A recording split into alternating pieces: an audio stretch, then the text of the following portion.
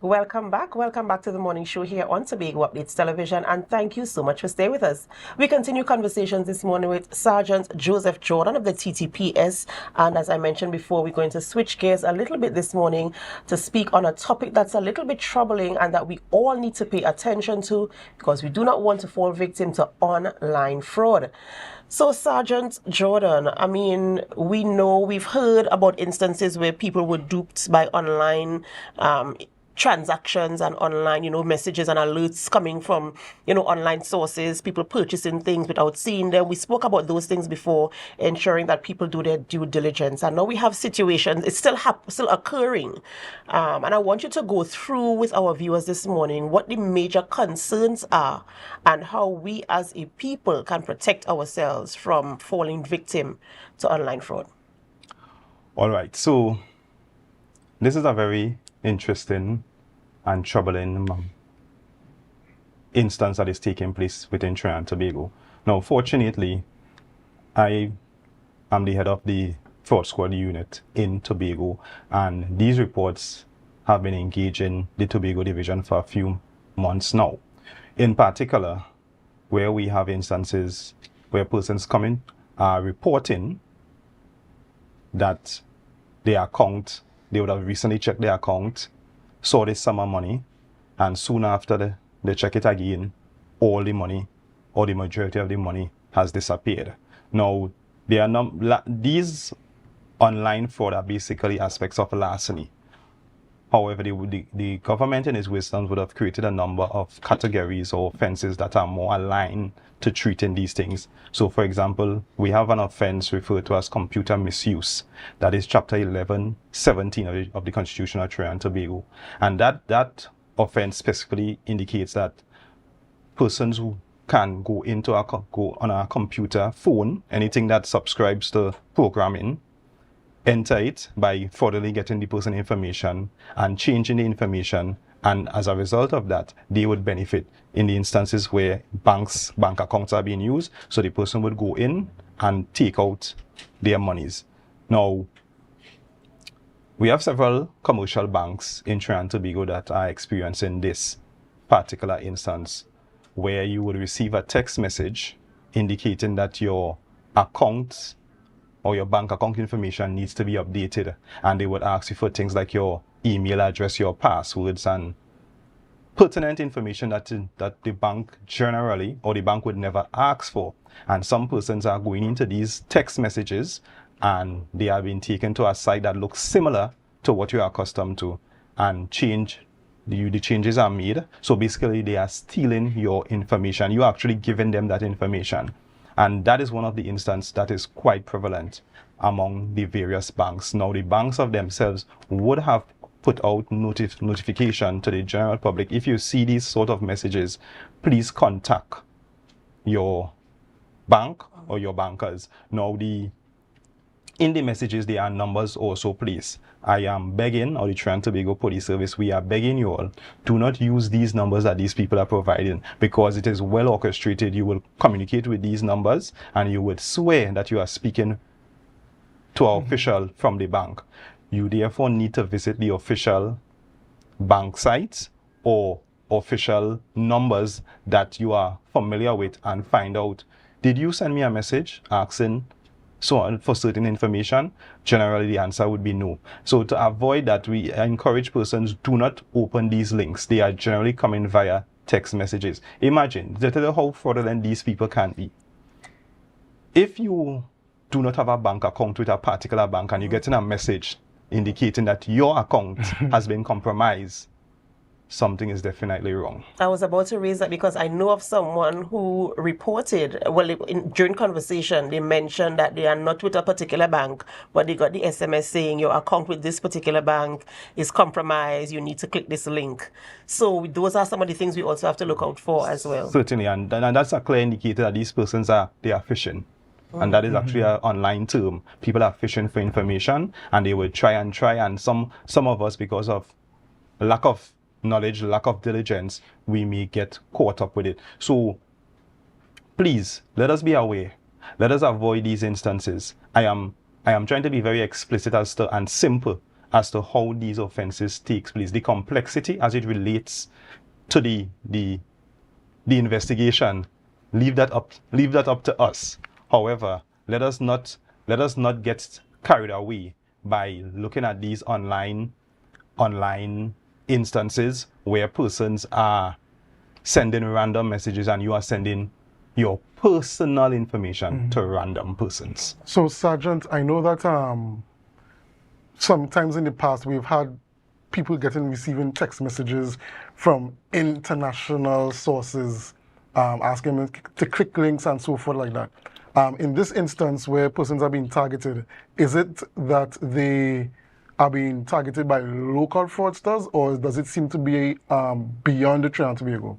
Right. So most of the reports that would have engaged us thus far, local bank accounts, so local instances. Now, we have roughly about 6 or 7 commercial banks in Trinidad and Tobago. Many of the times, when you check the information, even if you may be speaking to someone in foreign, might be a foreign number. Now, most of the time they're using WhatsApp or text messages. Now, somebody could have a foreign number and operate within the sphere of Trinidad and Tobago.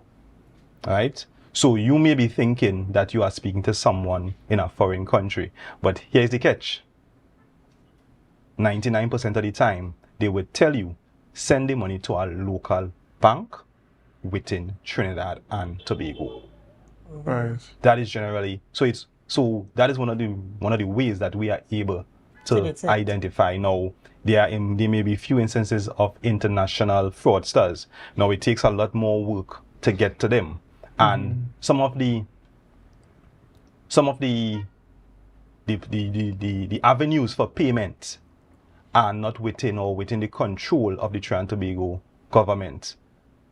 So things like PayPal, people use it, but the offices or the company does not originate in Trinidad and Tobago. So it is now the task of the Trinidad and Tobago Police Service to try and get this going through our Ministry of Legal Affairs to get the information of these international entities in order to verify if indeed someone from this establishment or those establishments receive payments on your behalf or for someone. And I want to talk a little bit about Facebook Marketplace. It is very popular primarily in the United States, because when you look on social media and you see people saying, oh, I got this off Facebook Marketplace, and most of the transactions are legitimate.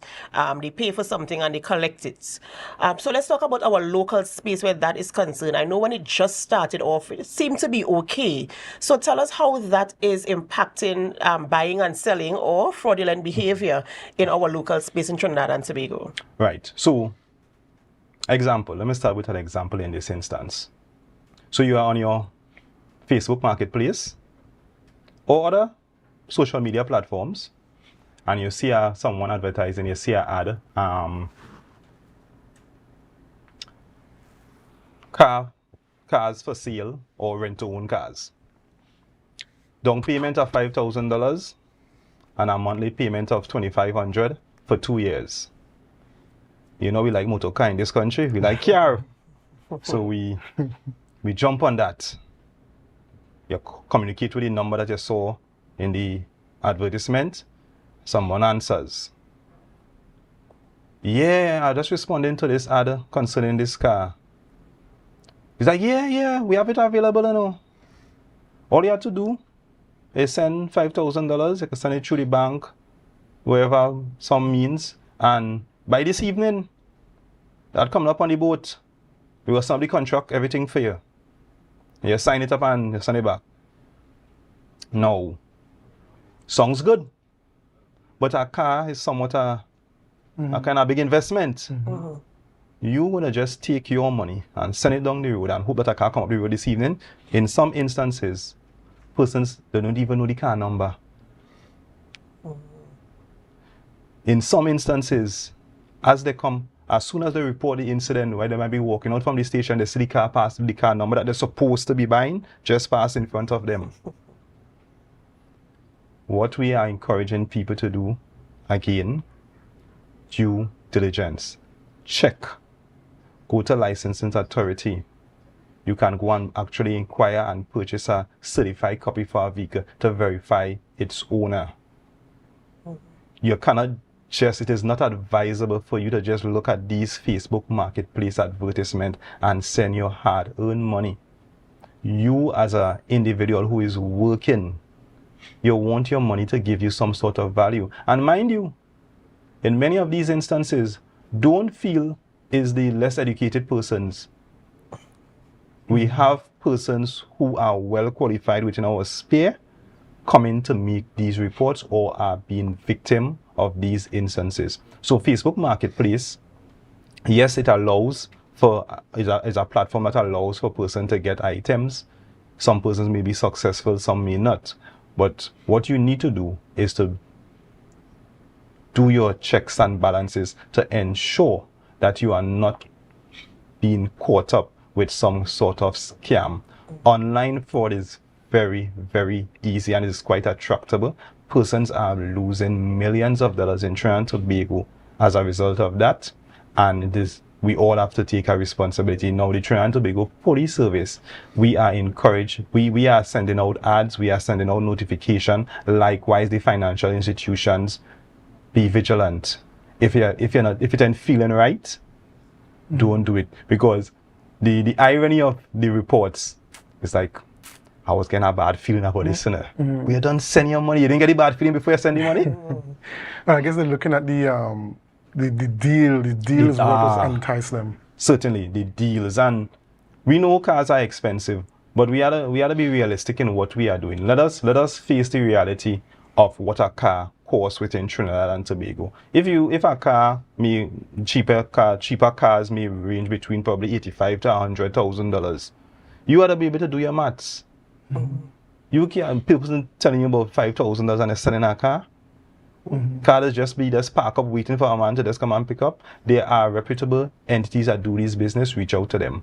Let us try and avoid the Facebook marketplace advertisements. And even if you were to see something there, check, double check, triple check to verify that what you are or whatever contract you are entering into, it is genuine and it is not part of no illegal or online scam that is going to affect you at the end of the day. That was the next thing I was going to bring up with you. If the branch, online, the fraud branch, if they advise persons on utilizing official channels to conduct business, because it seems as though the persons that are getting caught up in these online frauds, they're using unofficial lines of communication and organizations that don't seem to be official to conduct business. Yes, so the Trinidad and Tobago Fraud Squad, by extension, the Communication Department of the Trinidad and Tobago Police Service, they send out notices, warnings of these instances so that persons can be aware, especially if we have an instance where somebody would have been caught. They would speak to the instance and also put a little caveat as it relates to persons safeguarding and avoiding these sort of instances. Now, anyone can get caught, right? But if the deal is too good, it probably is. It's not something real. Yeah. So be vigilant. Communicate with your bankers.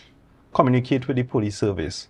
Communicate sometime with even a friend, because you and somebody may be having a conversation, and as a result of that, something like this come up, and they maybe say, boy, I get caught with that thing. I didn't really fight up to make no reports. However, you might just prevent another person from being a victim of online fraud.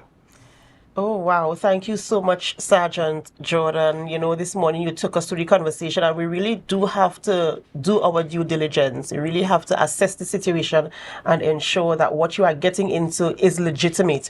Thank you so much for coming this morning and having that conversation with us. Ladies and gentlemen, we've been speaking with Sergeant Joseph Jordan of the TTPS, as he brought to us the TTPS updates in terms of the criminal activity on the island of Tobago, as well as protecting yourself from online fraud.